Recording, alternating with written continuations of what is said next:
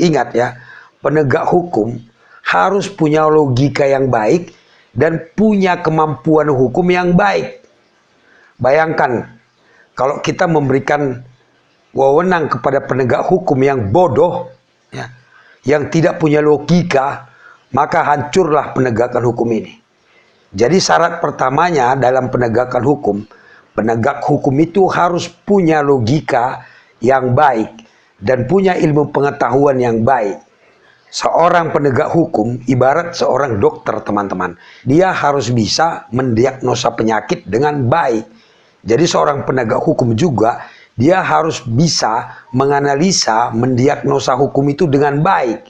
Berarti perlu pendidikan. Tidak bisa orang dijadikan penegak hukum hanya karena ditunjuk-tunjuk saja. Ya, akibatnya akan kacau, penegakan hukum akan kacau.